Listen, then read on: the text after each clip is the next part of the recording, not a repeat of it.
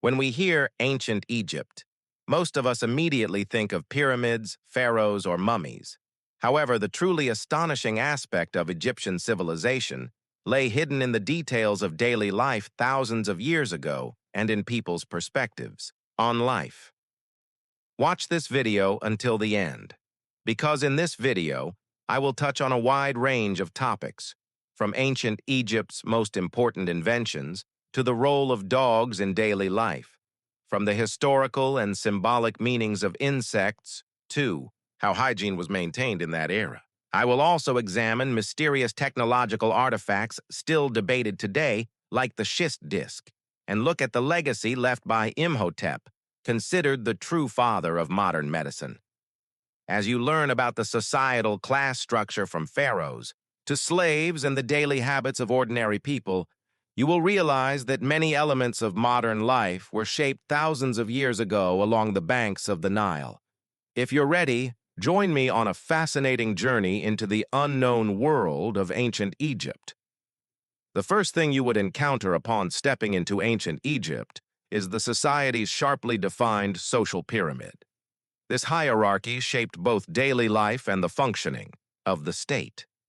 At the very top of the pyramid was the pharaoh, who possessed divine authority, providing harmony between humans and gods and maintaining cosmic order, known as Ma'at, was considered his greatest duty. Protecting borders, building monuments, and governing society were responsibilities that embodied his power. Below the pharaoh were nobles, priests, and high officials. Viziers, bureaucrats, architects, and engineers managed the empire on his behalf. Priests tended to temples and served the gods. Egypt's warrior class both defended the kingdom and expanded the empire. In return for their services, they received salaries and land, rising to a privileged position in society. The middle class consisted of scribes, merchants, and artisans. Scribes were highly valued for their literacy, while merchants dealt in gold, linen, and jewelry trade. Artisans sometimes lived ordinary lives, while at other times they gained special status by decorating pharaohs' tombs. The majority of the population consisted of peasant farmers and servants. They worked the land, grew crops during flood seasons, and built monuments. Their labor was often rewarded not with money, but with bread, beer, and clothing. The concept of slavery is debated, but there were people with fewer rights, especially in temple and palace services. In this pyramid, every class had its own role. From the pharaoh to the peasant, everyone was part of this grand order. This rigid yet functional hierarchy was the cornerstone that allowed Egypt to endure as a stable civilization for thousands of years. Let's look at another aspect of the society's rigid hierarchy, namely, how the people living in this pyramid I described prioritized cleanliness and personal care in their daily lives. In ancient Egypt, hygiene was an indicator of both physical and mental health. These people living along the Nile believed that cleanliness was an inseparable part of life, encompassing a wide range of activities from regular bathing to hair care, dental health, and makeup.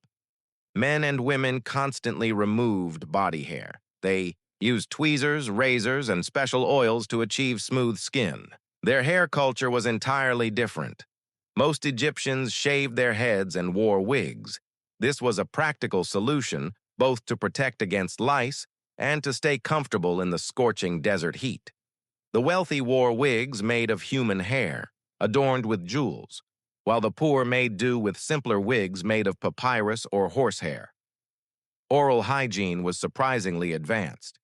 They brushed their teeth with a paste made from mint, rock salt, pepper, and iris root, and used frayed sticks as toothbrushes to freshen their breath. They consumed small candies made from cinnamon, frankincense, melon seeds, and honey. They chewed parsley throughout the day. We know all this from the fact that archaeological findings show almost no tooth decay. Bathing was also a fundamental part of daily life in Egypt. The common people mostly bathed in the Nile or small ponds, while palaces and wealthy homes had private baths. Soap did not yet exist, but sodium salts and special ointments kept the skin clean. and reduced the harmful effects of the sun and desert winds. Washing hands before eating was both a hygienic and religious ritual. Cosmetics and makeup were used not only for beauty, but also for health. The most famous example is kohl. Men and women painted around their eyes with black or green pigments. This provided both an aesthetic expression and protection against the sun's bright rays and infections carried by flies. On lips and cheeks, red pigments were used, and on the skin, oils, honey, and aloe vera to prevent wrinkles and heal wounds. Another striking element was perfumes and deodorants. Egyptians produced scents from plants like myrrh, frankincense, sandalwood, rose, and cinnamon. They used these both in religious ceremonies and daily life. Their special perfume, called kaifai, was so valuable that it was offered to gods in temples. Some scents were even thought to repel harmful insects. Their daily cleaning and care practices show how conscious people were thousands of years ago about the relationship between their bodies and their environment. Another topic with a very special place in the lives of ancient Egyptians was dogs. We know how sacred cats were in Egyptian culture. Cats were once considered goddesses, but dogs also left deep marks in their world. You can even watch the video I mentioned about this. They were loyal companions, guards, and sometimes symbols of status. Some were even mummified with their owners to join them on their immortal journey. Some became sources of pride with collars adorned with precious stones. Archaeological findings reveal that dogs with names like Reliable, Brave, or War Lion on their collars were symbols of identity and value. Breeds raised by Egyptians included modern ones like Basenji, Saluki, and Pharaoh Hound. Basenjis were known among the people as peasant dogs, while hounds were depicted as majestic hunters running alongside Pharaoh's chariots. Large Molossian-type dogs were imported from Greece and used as guard or military dogs. The cultural importance of dogs is most clearly seen in the figure of Anubis. This jackal or dog-headed god protected tombs, oversaw the mummification process, and carried souls to the afterlife. The black color symbolized both the fertile soil of the Nile and rebirth. Killing a dog was forbidden, and those who violated this law were punished with death. When a dog died, owners shaved their eyebrows to symbolize their grief. Now that we've seen the roles dogs played in ancient Egypt's daily life, let's look at creatures that were much smaller, but at least equally powerful to ancient Egyptians. Insects, especially the Scarabaeus sacer. Of course, saying it like that doesn't mean anything, right? Then let me put it this way. You know, the dung beetle. Saying dung beetle naturally brings a smile to your face, but you can suddenly take this beetle seriously. In ancient Egypt, the dung beetle's history dates back 8,000 years. In pre-dynastic, tombs, mummified beetles, beetle-shaped amulets, and sacred objects have been found. To ancient Egyptians, the dung beetle was life itself. The way larvae emerged as if from nothing from balls of dung gave this beetle a divine power in their eyes. This belief, combined with the sun's rebirth every morning, gave birth to Khepri, a beetle-headed sun god. Khepri, the god of existence and transformation, made the sun roll across the sky with the first light of morning. Egyptians carried this beetle in sacred texts, temple paintings, and in their daily lives. Small amulets carved from soft stone were worn around the neck or wrist by ordinary people, while the wealthy used beetles adorned with lapis lazuli, turquoise, or gold. Prayers, God's names, or good wishes were usually engraved under these small objects. They were even used as seals. On the other hand, beetles were an indispensable part of the journey after death. Heart scarabs placed on mummies accompanied their owners in the afterlife during Anubis's weighing of hearts, and were empowered with prayers to prevent testifying against them. Some giant beetles reaching up to 7 centimeters were placed in chests and tomb chambers. Their presence was a strong belief that just as Khepri rolled the sun across the sky every morning, the deceased's soul would be reborn. Attributing sanctity to this beetle by ancient Egyptians may seem strange or amusing to you now, But the point here is not the beetle itself. The role it played in nature evoked powerful associations in the human mind.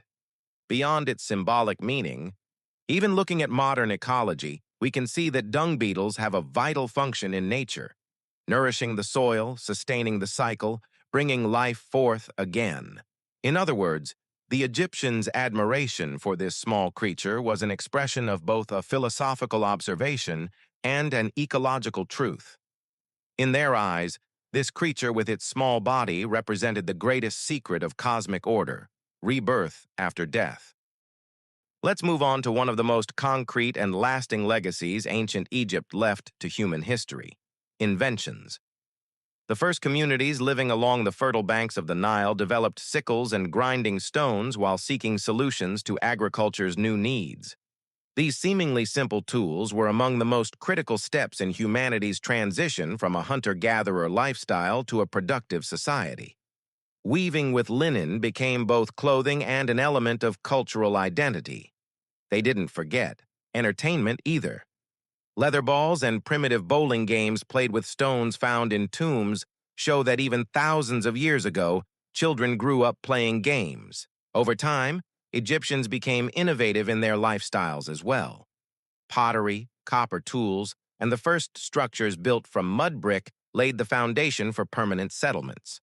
Around 3500 BCE, the first zoo established in Hierakonpolis was an early reflection of humanity's desire to control nature with elephants and hippos. Beekeeping, emerging in the same period, shaped both nutrition and medicine. They were innovative in state operations too. Land records were mathematically organized, and measurement systems were standardized based on fingers, palms, and yards. They developed a 365-day solar calendar to monitor the Nile's floods. By dividing the year into seasons, they aligned agriculture's fate with the sky. This calendar was the precursor to the system we use today. The invention of papyrus and ink was perhaps one of the greatest breakthroughs. Transferring writing from stone and clay tablets to a more flexible medium ensured the recording of history, the transmission of knowledge, and the continuity of civilization. These documents included trade records, poems, tales, and philosophical texts. Works like The Tale of the Shipwrecked Sailor reveal a literary tradition even older than Gilgamesh. In the New Kingdom, glass production transformed into an art form ranging from colored beads to perfume bottles. Sundials and water clocks made measuring time possible. Medical knowledge documented in the Edwin Smith and Ebers papyri laid the foundations of modern medicine. Honey, bandages, and prosthetics were part of treatments. Even the world's first geological map, the Turin Papyrus map, presented detailed gold mines and quarries. Ancient Egypt's inventions not only influenced their own era, but also all subsequent civilizations, laying the foundations for many practices still in our lives today. In addition to all these inventions, one of ancient Egypt's most debated and still mysterious artifacts is the Schist Disk. Found in 1936 in Prince Sabu's tomb in Saqqara, this disk may seem like an ordinary funerary object, but its design and craftsmanship have astonished archaeologists and historians. Approximately 61 centimeters in diameter, with a hollow hub in the center and 3 thin blades almost resembling a modern propeller, the object is made from schist, a fragile stone. Even today, processing such a delicate material with such precision requires extraordinary skill. Moreover, the fact that no other example similar to this disk has been found increases its mystery. So, what was this object? Some see it as an incense burner, while others suggest it could be a water or grain container. Another view is that it was a stone copy of a much older metal object. But the truly astonishing point is that Egyptians produced such an advanced design so early, because the wheel entered Egypt about 1,000 years later with the Hyksos invasion. If this disk is not a wheel or a copy of a wheel, then what need gave birth to it? This is where the schist disk is sometimes associated with advanced technology or extraterrestrial influence theories. Some think it was part of a machine, while others consider it a remnant of a lost technology. Of course, these views are met with skepticism in the scientific world, but the object's existence alone shows that ancient Egyptians were far more advanced in stoneworking than previously thought. The schist disk on display in the Egyptian Museum in Cairo still has the word incense burner written on it. However, there is no consensus on what it really was. Whether a daily object or part of an unknown purpose, this mysterious disk continues to intrigue humanity as one of ancient Egypt's unsolved puzzles. Closing the veil of mystery and moving to a more concrete field, medicine. The title of father of modern medicine is usually attributed to the Greek physician Hippocrates. However, Imhotep, who lived 2,000 years before Hippocrates, deserves this title even more. Rising from an ordinary man born around 2700 BCE to the vizier of Pharaoh Djoser was in itself an extraordinary achievement. He was not only a priest or statesman, he was also the architect of the first stone pyramid in Saqqara, the Step Pyramid. In other words, he initiated Egypt's magnificent stone architecture. But what made him immortal was not just his construction, genius. His lasting legacy was transforming medicine into a discipline based on observation and experiment. Imhotep's name is associated with the Edwin Smith Papyrus that has reached us. This document classifies, diagnoses, and treats 48 injuries occurring during war or construction. In an age dominated by magical incantations, a text linking paralysis to spinal injuries and separating diseases as treatable and untreatable contains almost the first seeds of modern clinical thinking. Moreover, the papyrus contains one of the earliest examples of the word brain. This shows he was a thinker trying to understand the human body and treat diseases. Centuries later, the Greeks associated Imhotep with their own healing god Asclepius and built temples in his name. People believed that Imhotep appearing in their dreams would heal them. Thus, over time, a physician was deified and became a symbol of both science and faith. Today, the question of who the true father of modern medicine is between Hippocrates and Imhotep is still debated. Dozens of texts have reached us in Hippocrates' name. For Imhotep, we have only one papyrus. But we must not forget that Greek medicine's roots were largely nourished from Egypt. Perhaps the right question is this: can the father of modern medicine be a single person? Or is it a combination of humanity's thousands of years of searches, observations, and experiences sprouting from different cultures? Imhotep's story reminds us that we cannot limit the history of science to a single name. But some names are undoubtedly among the first to open doors to the future, and one of those names is Imhotep.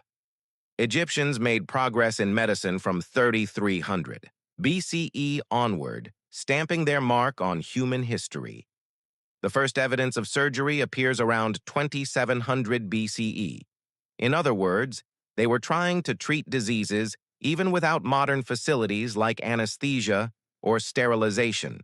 Papyri show how they diagnosed and treated many cases from head injuries to fractures, dislocations, and dental abscesses. Even as I said earlier, some notes contain classifications like curable or incurable, which is one of the first clinical evaluations we encounter in medical history. Egyptian physicians knew that veins carried blood. Thus, they began to understand the body as a system. However, they still attributed the origins of diseases to evil spirits or the wrath of gods. Therefore, they included magic and religious rituals in their treatment methods. Most often, priests were also doctors. Thus, treatment could be applied with both medicinal plants and prayers. However, this did not mean they rejected observational medicine. On the contrary, they tried to understand organs' functions with autopsy findings. Their surgical instruments were surprisingly varied. They used copper pliers, knives, saws, spoons, and forceps. They applied willow leaf bandages to reduce inflammation, mixtures of cumin and onion to soothe toothaches. It is even known that they used resin and copper compounds for dental fillings and drilled bones to drain jaw abscesses. Even more interestingly, the discovery of a wooden and leather big toe prosthesis coated with wax. This is one of the first examples of prosthetics produced for functional purposes. Women were also active in the field of medicine. The first known female physician in history, Merit Ptah, lived in 2700 BCE and held the title of chief physician. In ancient Egypt, medicine was a field where science and faith intertwined. Superstitions shaped their methods, but observation, records, and surgical practices were a revolutionary step in human history.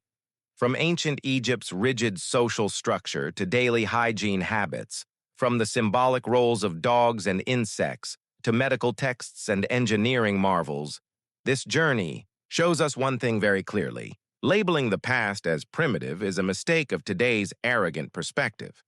But ancient Egypt's creativity, wisdom, and curiosity sought answers to questions that human history still stands on today. And just think, in this video, I didn't even touch on the subject of pyramids full of incredible mysteries. This might be a topic for another video in itself. So, what's really striking is this. While ancient Egyptians were building pyramids and writing medical texts, the ancestors of many societies that consider themselves advanced today hadn't even entered the stage of history yet. The people living on these lands thousands of years left works that have lasted much longer than our modern cities and technologies. Their civilization was more enduring, deeper, and perhaps more magnificent than the lives we boast about as modern. That's why looking at ancient civilizations is also looking at humanity's own potential.